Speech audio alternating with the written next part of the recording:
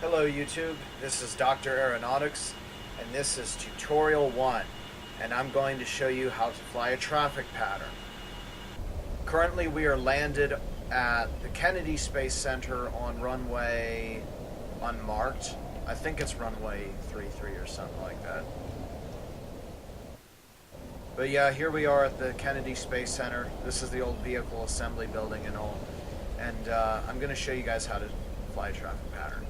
So the first thing we need to do is I've set up the spacecraft as if it was in store for a while. So we're going to have to shut it up. And I'm going to explain to you most of the uses of the stock Delta glider, which is a lot simple to control.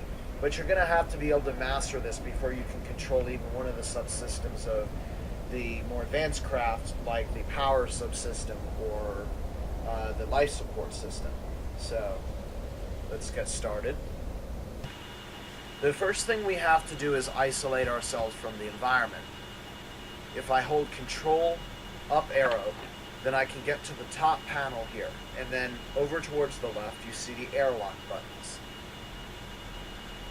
I'm going to have to close the airlock, so I'm going to press the button here to close the inner airlock, and you should hear it respond.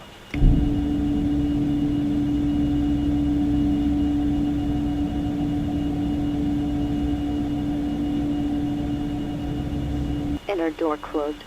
Okay. And as you can see, the inner door is now closed. So now we need to do the outer door of the airlock so that we don't have a depressurization issue, or we can close the nose cone. So closing the outer door. Control down arrow, and I'm going to scroll down again. Outer door closed. And now the outer door is closed. So now we can go ahead and deploy, or rather stow, this ladder that we have right here. This is the ladder that allows you to climb into the spacecraft. It serves no purpose though, because it's not compatible with universal MMU, which I will explain in later tutorials when we get to that point. Storing the airlock ladder.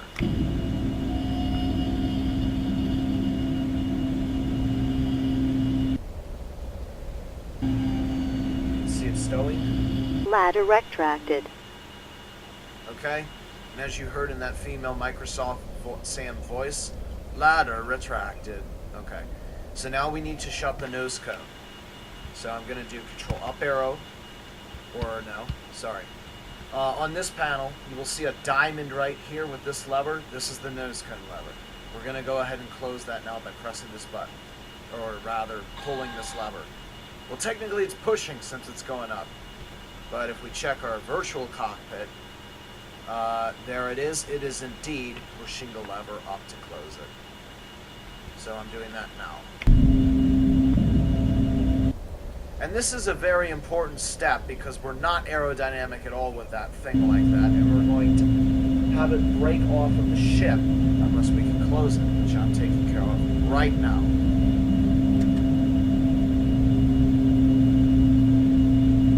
Nose cone closed. The last step to isolate the spacecraft from the environment is to shut this hatch here, which you can see from this seat in the rear. Come on, there we go. You can see this hatch is open. If we fly too high with that open, it's going to be really dangerous. So we're going to try and fix that right now. Closing the cabin hatch.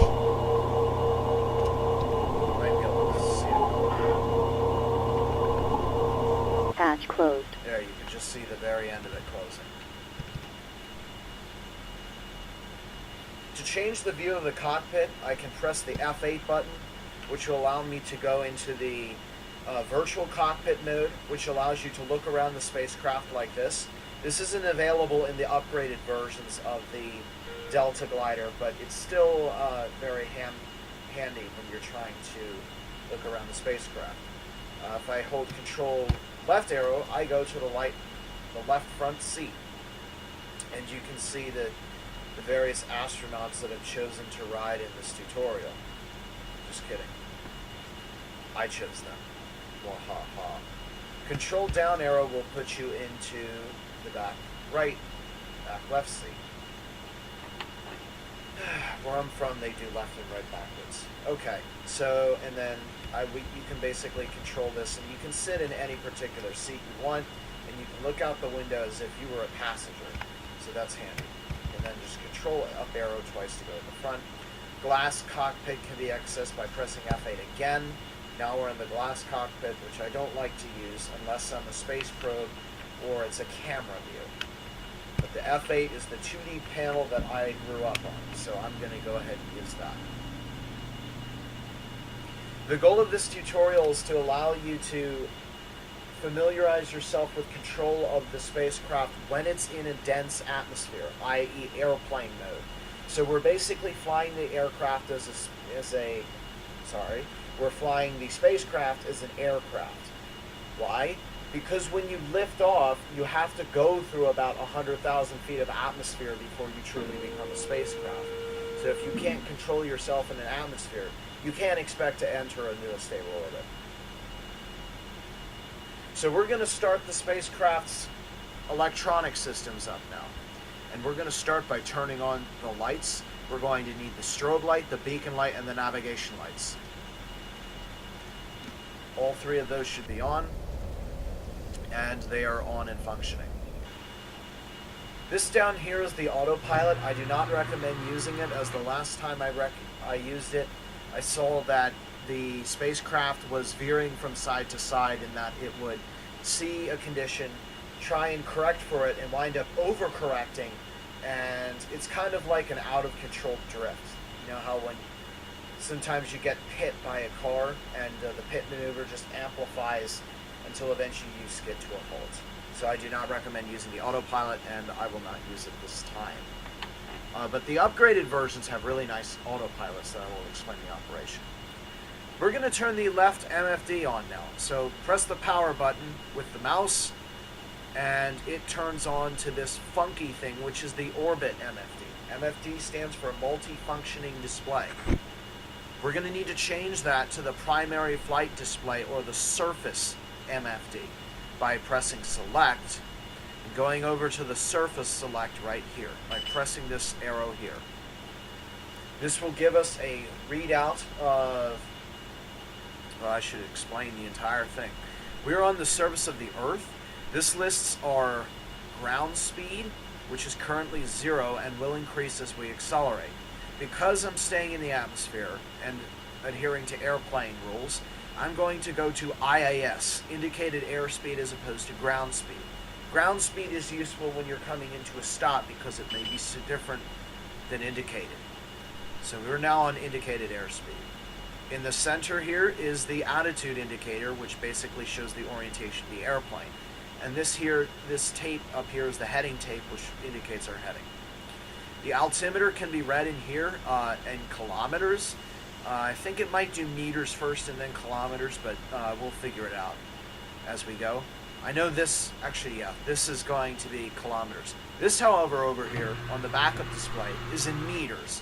We're actually at 2.6 because our cockpit is above the ground. And this is our airspeed indicator in ground speed, which we can't change. But this is just a backup. This is our vertical speed indicator in meters per second, useful for deciding how fast upwards or downwards we're going. The banking, which shows you the state of roll, and the pitch, which shows you the state of pitch. This over here is an accelerometer, which measures the amount of acceleration you're getting in meters per second squared. For reference, 9.8 meters per second squared equals 1 G. So we're pulling 1 G if this says 9.8. Now this is, of course, adjusted for gravity, because it should say 1 G, but in fact it's not, because, well, that's normal. Over here is an angle of attack, which indicates the angle of the airflow relative with our wings, which is important when you're controlling an atmosphere. And this vertical acceleration in meters per second squared shows your acceleration of your vertical speed, or the derivative of it, which basically allows you to figure out how fast upwards or downwards you're changing acceleration. Okay? Now we have our global positioning. This is given with equatorial and geographic, and it gives you a rate in degrees per second of longitude or latitude, which is useful in figuring out how soon am I going to go into orbital night or orbital day. So this is our position right here, 80 degrees west and 28.5 degrees north. In other words, Cape Canaveral. We have our atmospheric data up here, the outside air temperature, which is 288 Kelvin. For you Americans, that's 59 degrees Fahrenheit. Our Mach right now, our Mach number, which is 0.0, FYI, the speed of sound is 340 meters per second, or if you're an American, 761 miles per hour at sea level only. It will change. The density of the air in kilograms per meter cubed, 1.224. Sorry, Americans, I don't give a version for this because, well, learn to live with kilograms per meter cubed. It makes the math easier. We have our static pressure, the good old 101.325 kilopascal, the normal atmospheric pressure that we experience at sea level. As I go higher in the atmosphere, this will decrease. And in turn, that's how the altitude is read by the differing of the air pressure. And the dynamic pressure, which is the pressure that we feel on the skin of the craft as a function of our velocity. So it says 0 because we're not moving, but I guarantee you if you re-enter the atmosphere at 11.2 kilometers per second, you will see a heck of a lot more pressure than the static pressure. And usually this is higher than the static pressure in lower atmospheric flight, but that will change. Over here we have our backup angle of attack indicator and our backup vertical speed indicator. That's very critical when you're landing because you don't want to die. I'm going to turn the next MFD on. Power, we're going to go to select. We're going to choose the HSI, the horizontal situation indicator, or something like that. Here's the HSI, and it is already pre-programmed for us. I'll show you radio operation later. It is pre-programmed right here for ILS runway 33. Hey, I was right. It is runway 33. It's showing a straight arrow. There's a line in here which will move to the left or right, which will indicate how you're approaching, and this arrow will rotate based on your orientation. And that just indicates you that we're on the runway center line. If it didn't say that, I would be concerned. This navigation, Nav1, helps for the navigation.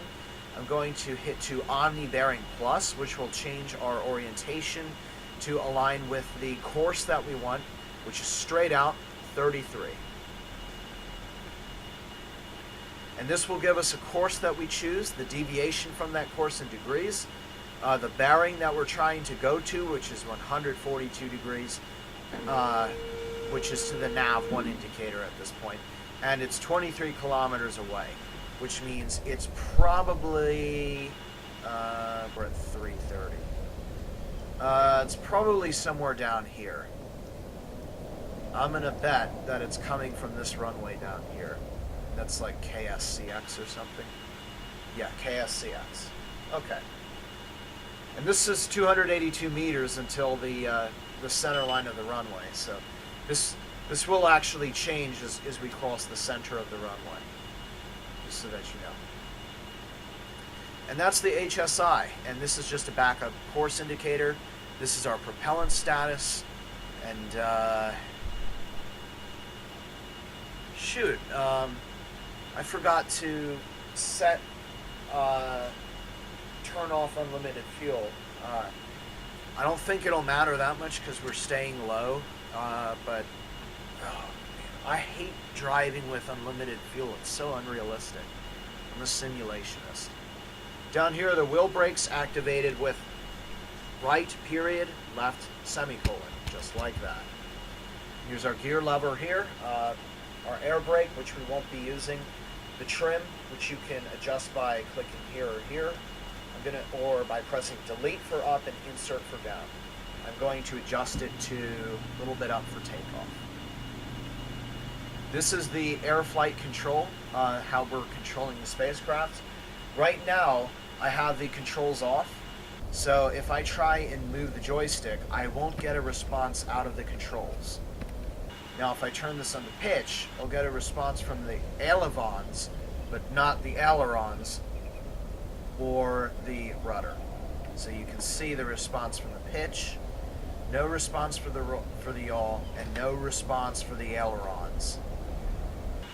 If I turn this to on, now we suddenly gain rudder control, pitch control, and aileron control. Oh, hang on. There we go. That's the aileron. So that allows us full atmospheric control. Don't turn that on. You're either going to stay on the ground, or if you turn it off when you're above, you're going to crash.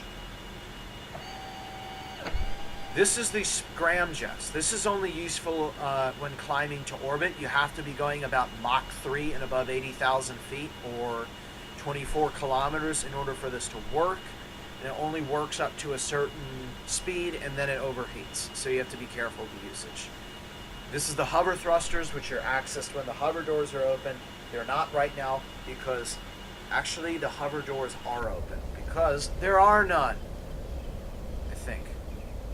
Yeah, there aren't any. This is underneath the craft, underneath the ground. The ground is not rendered. These are the 3 hover thrusters. The strength of them is not enough to lift the craft off with a full tank on Earth. But if you decrease your fuel load and take off with an empty tank, you might be able to pull it off. It's no problem for the moon, though, and in fact, it's vital to you landing on the moon. Here's our propellant status, the scramjet, the reaction control system, which I'll explain later, and the main fuel, which is what we're going to be flying with. The mass is given in kilograms, and the delta V chart here lists the amount of change in velocity that you can give to the spacecraft before the fuel runs out. And this number is based on the rocket equation, which is like natural log of the full mass over the natural log of the empty mass, or something like that. It's been a while, so I have to consult things. And this will give you a flow of propellant. So if I throttle up, it should register. 10, maybe 9, not. 8, ignition It's probably sequence not has registering started. because 6, I have no 5, 4, 3, I have 2, no 1, I have unlimited fuel. 0. We have commit and we have liftoff. By the way, that countdown sound plays whenever there's a small amount of thrust applied, so that just happens. This is a pitch gimbal here and a yaw gimbal here. I'll explain more about that. These are the main thrusters controlled with control plus and control minus, or you can burst by holding minus or plus like this. I'm only going to do it for a little second because if you hold it down, we're going to take off really fast. The joystick throttle will also work. So we're ready to take off now. Everything should be set. So I'm going to scroll down a little bit. We're going to go to full power. We're going to take off and reduce power because we don't want to leave the atmosphere. And we don't want to speed up too fast because that's bad for the spacecraft. We're going to level off at 1 kilometer. We're at 330 degrees course right now. We're going to turn 90 degrees to 60 degrees east as a crosswind. And then we're going to turn 90 degrees again to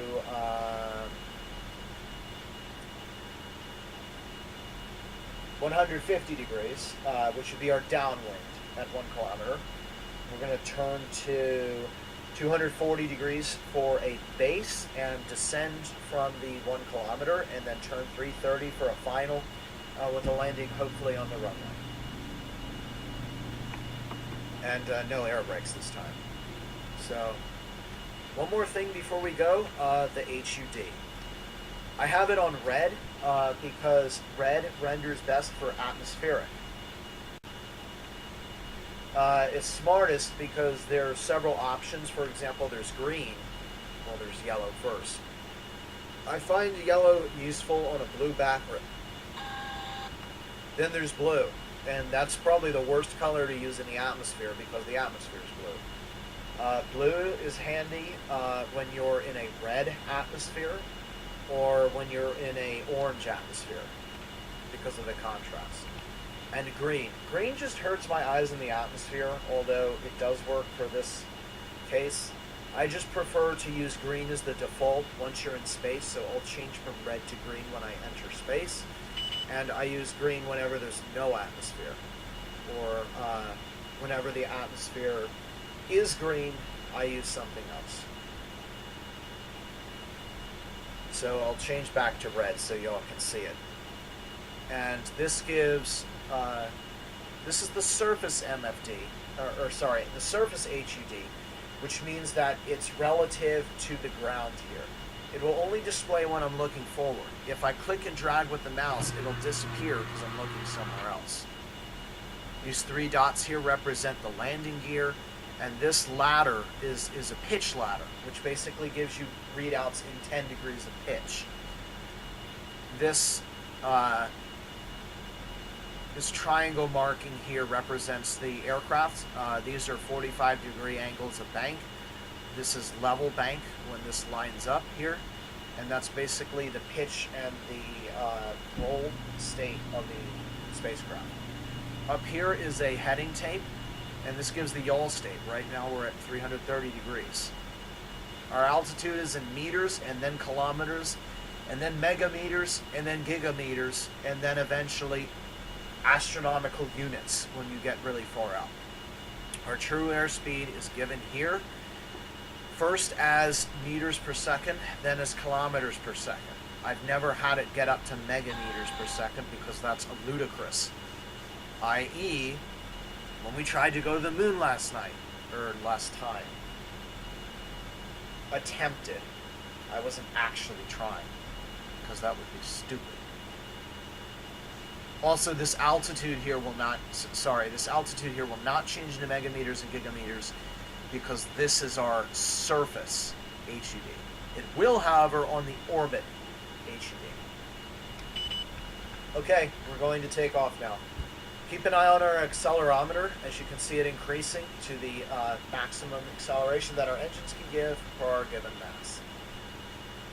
And of course the indicated airspeed indicator, indicated airspeed, and then of course our trusty attitude indicator, our altitude indicator, and you can watch the static pressure decrease and the dynamic pressure increase as we accelerate for dynamic pressure and go up for static pressure, as we get closer to space, which is a vacuum.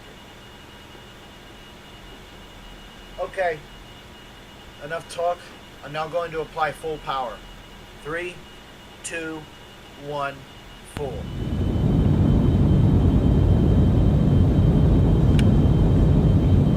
You can see our dynamic pressure quickly rising. Takeoff speed for this aircraft is 110 meters per second, so I'm going to go to 10 degrees nose up pitch now. And it takes a little bit to get off the ground. Okay, gear up by pressing G, and we're now going to throttle back to about 60%. Wait for the gear to go up. Okay, the gear is up.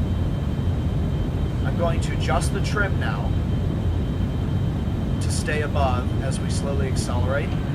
We're going to climb to 1 kilometer. Now you can see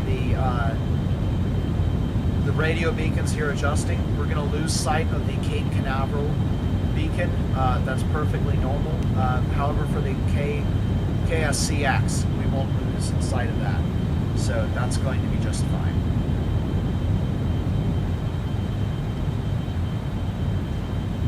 Coming up on 1 kilometer.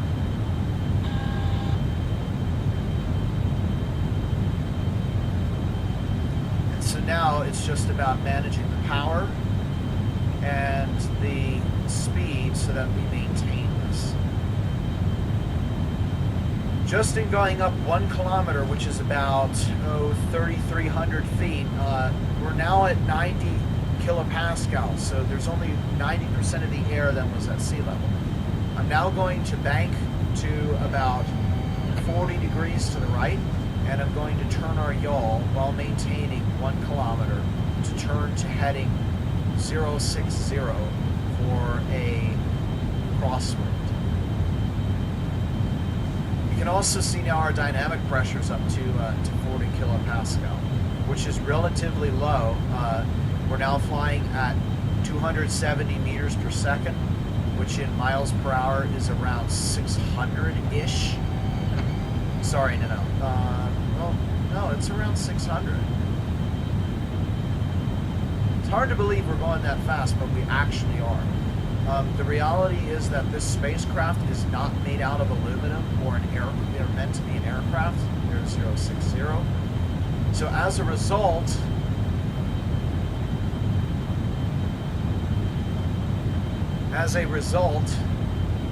the spacecraft must fly at much higher speeds. Here's our altitude now given in, what would that be?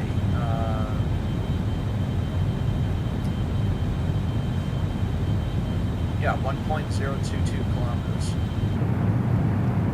We're flying out over the Atlantic Ocean now on the Florida coast.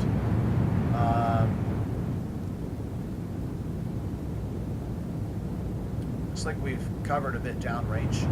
I'm going to now go ahead and turn downwind to 150 at 55 degrees of bank. Well, according to the MFD, it's 65. So we'll use 65 degrees of bank, and there's 150. We'll go ahead and return it to the neutral.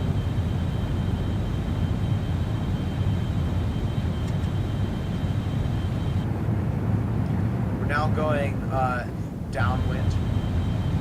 So you can see our runway indicator over here, marking that right now. We're passing the runway out our right window. I'm here.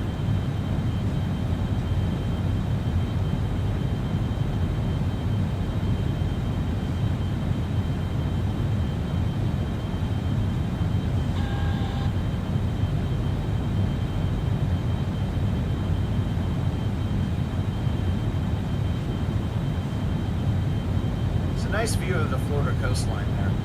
You might be able to see right here, this little structure down here that used to be where the space shuttle was launched from.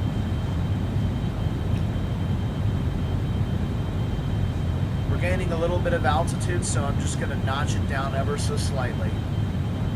That'll bring our airspeed down, pitch us down, and then we'll lose altitude very slowly.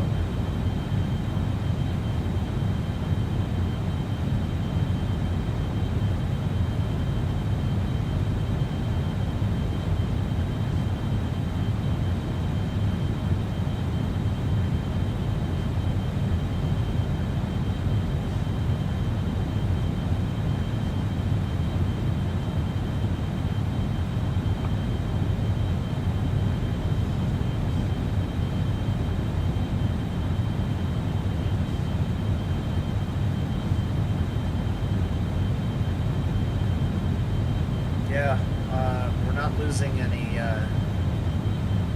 propellant mass, so that tells me I forgot to turn it off.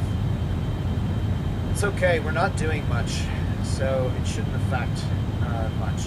However, on the more realistic versions, if you land with full tank, you'll damage the landing gear.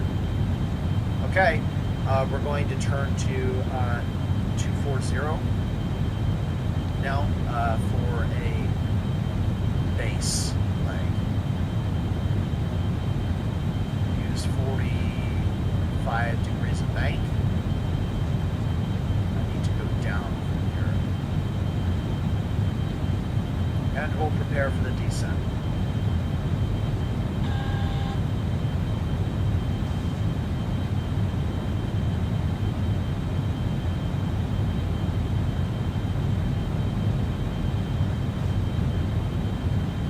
Now the runway you see in front of us is the secondary, I believe that's the space shuttle runway for Cape Canaveral. 1,000. Sorry guys, I know you hate it, I hate it too. The recording stopped, I landed, and I'm like, oh crap, I wasn't recording. So I had to take off again, fly the entire thing again, and I'm now back as close to it as I can. That 1,000 that you heard just before the video ended was the distance caller calling out 1 kilometer that we just dropped below 1 kilometer. And those distance callouts become very important when you're coming in from space because you can come in fast. Okay, so I'm turning now to the 240 base leg. Again, setting up for landing. 1,000. I'm probably going to continue turning into final at this point. I'm not exactly where I was before, but I really wanted to get back into the spot, so I had to sacrifice a little bit of the positioning for this. Okay, there's our runway. Now don't quit on me this time recording. So we're going to give it a little bit more juice as we're going into an approach. I'm going to go ahead and put the landing gear down, compensate for that by giving it a little bit of pitch trim. Gear down.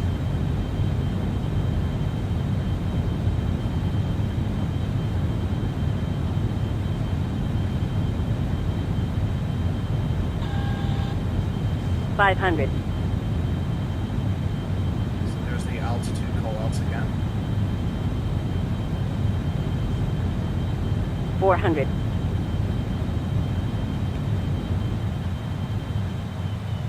going to go ahead and cut the engines because we're coming in a little bit fast. 300. 200. 100. 50. 40. 30. 20. 10. Here's the touchdown. Okay, double, or rather, hold down, period, and semicolon to apply the wheel brakes.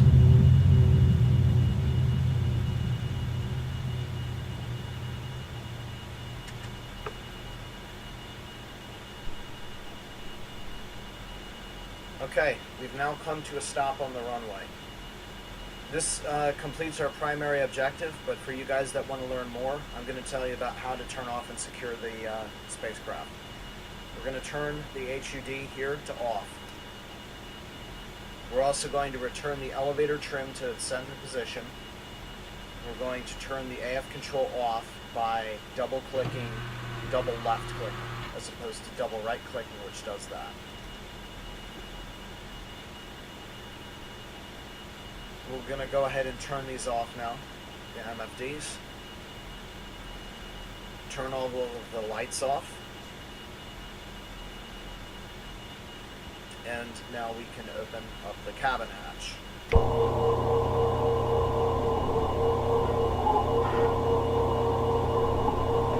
Hatch open. Now we're going to open the nose cone.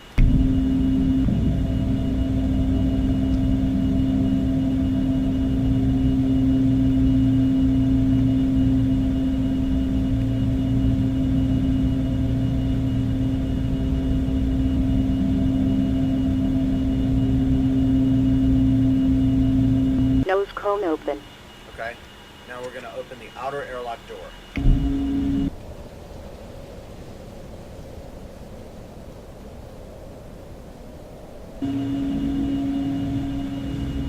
Outer door open. And the inner door.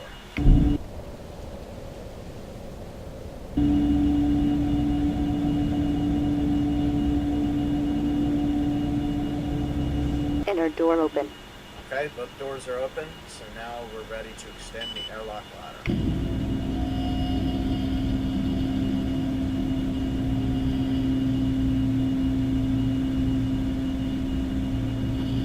Ladder deployed. And the ladder's deployed. Well guys, that's about it. We started up the craft, took it for a swing, and landed it, and shut it back down. So that's about it. I guess next time I'll show you a higher atmospheric flight, like maybe up to 10 kilometers or about 33,000 feet. Maybe we'll go from like Florida to Washington or something like that. I don't want it to take too long because this is just atmospheric flight, so not too long. But I thank you guys for joining me on a nice joyride through Florida. We're done now, so I will see you guys next time.